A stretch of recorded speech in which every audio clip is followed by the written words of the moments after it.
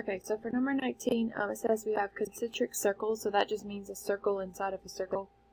So it tells you here's a circle, and then that circle is inside of a circle. So a circle inside of a circle, think about like a target where it has different circles.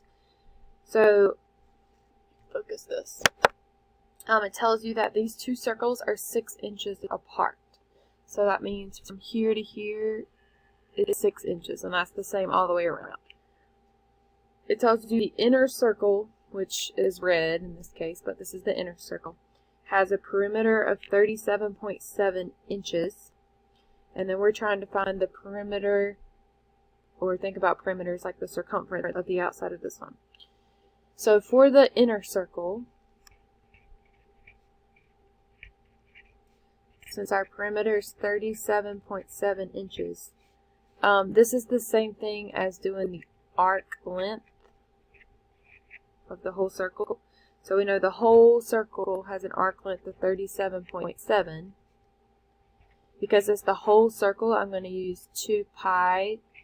That's the measurement in radians of an entire circle.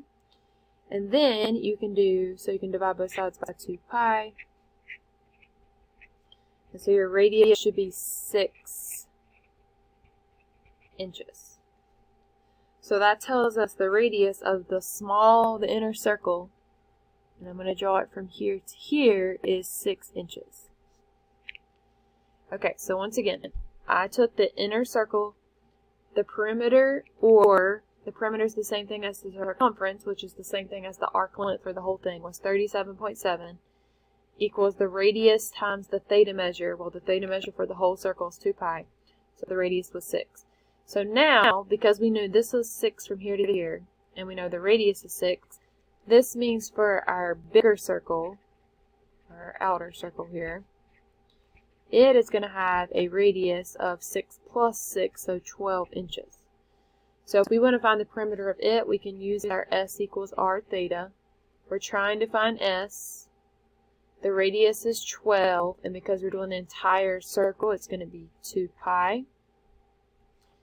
So the perimeter is going to be 24 pi inches, or if you have a calculator and you can type it in, that gives you 75.398 inches.